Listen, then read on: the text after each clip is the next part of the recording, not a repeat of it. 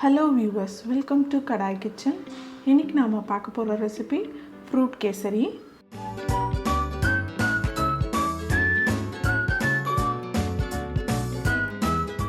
Fruit kesari செய்ய ஒரு பேனில் நாம் ஒரு 2 டீஸ்பூன் நெய் ஊற்றிக்கலாம்.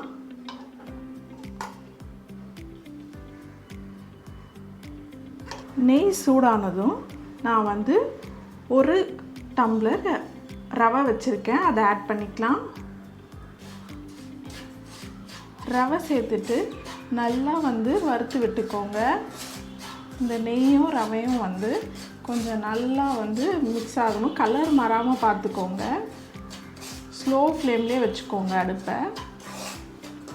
இப்போ பார்த்தீங்கன்னா ரவை கலர் மாறல, பட் நல்லா வறுபட்டுருச்சு. இப்போது இதை எடுத்து நம்ம ஒரு பிளேட்டில் வச்சுக்கலாம். இப்போது அதே கடாயில் 1 கிளாஸ் ரவைக்கு 2 கிளாஸ் தண்ணியும் 1 கிளாஸ் பாலும் ஆட் பண்ணிக்கலாம். 2 டம்ளர் தண்ணி 1 டம்ளர் பால் சேர்த்துக்கிறேன். இப்போது இதில் நம்ம ஏலக்காய் சேர்த்துக்கலாம். நான் ஒரு 3 ஏலக்காய் சேர்த்துக்கிறேன், அப்போ தான் நல்லா வாசனையாக இருக்கும்.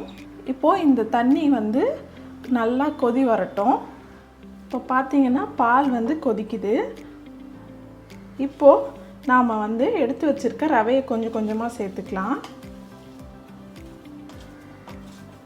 சேர்த்துட்டு மிக்ஸ் பண்ணி விட்டுக்கோங்க.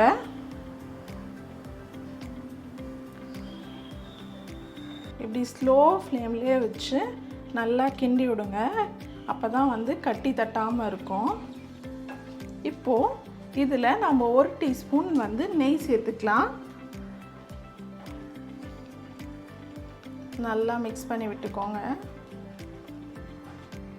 இப்போ பார்த்தீங்கன்னா நல்லா கட்டியாயிடுச்சு. இப்போது இதில் நாம் சர்க்கரை சேர்த்துக்கலாம். 1 கப் ரவைக்கு 1 கப் சர்க்கரை சேர்த்துக்கோங்க. சர்க்கரை சேர்த்த உடனே இன்னும் திரும்ப இலகி வரும். அதனால் நல்லா மிக்ஸ் பண்ணி விட்டுக்கோங்க.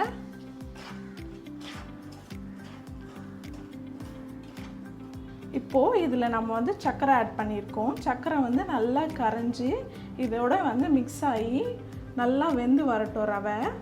அது வரைக்கும் நம்ம நல்லா க்ளோஸ் பண்ணி ஒரு 2 மினிட்ஸ் வச்சுக்கலாம்.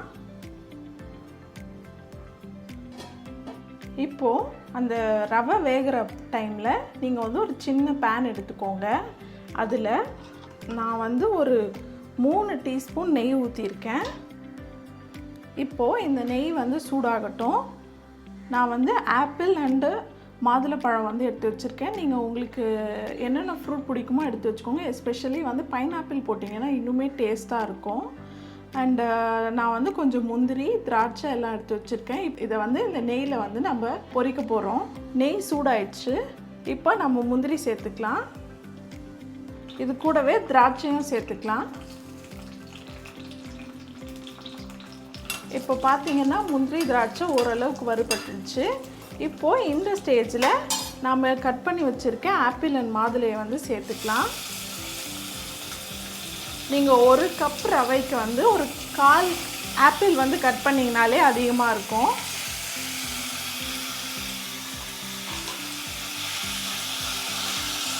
இப்போது இது எல்லாமே சேர்த்து நல்லா வறுத்துக்கலாம்.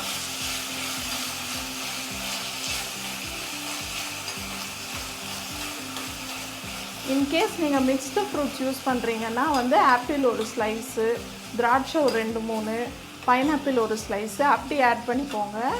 அப்போ தான் குவான்டிட்டி ரொம்ப எக்ஸிட் ஆகாமல் இருக்கும். இப்போ பார்த்தீங்கன்னா ஆப்பிள் அண்ட் எல்லாமே நல்லா வெந்துருச்சு. இது ஒரு 30 செகண்ட்ஸ் வறுத்திங்கனாலே நல்லா வெந்துடும். இப்போ இதை எடுத்து நம்ம அந்த கேசரியில் ஆட் பண்ணிக்கலாம். ஆட் பண்ணிவிட்டு நல்லா மிக்ஸ் பண்ணி விடுங்க. நீங்கள் ஃபுட் கலர் வேணும்னா ஃபுட் கலர் ஆட் பண்ணிக்கோங்க. அதே மாதிரி ஸ்வீட்னஸ் 1க்கு 1ன்றது கரெக்டாக இருக்கும். இல்லை நான் ரொம்ப ஸ்வீட் சாப்பிடுவேன் எனக்கு அப்படின்னா நீங்கள் 1க்கு 1.5 ஆட் பண்ணிக்கோங்க. ஆட் பண்ணிவிட்டு மிக்ஸ் பண்ணி விட்டுக்கோங்க. இப்போ பார்த்தீங்கன்னா நம்மளோட சூடான சுவையான ஃப்ரூட் கேசரி தயார். நீங்களும் உங்கள் வீட்டில் இதே மாதிரி ட்ரை பண்ணிவிட்டு எப்படி இருந்ததுன்னு மறக்காமல் கமெண்ட் செக்ஷனில் சொல்லுங்கள். தேங்க்ஸ் ஃபார் வாட்சிங்.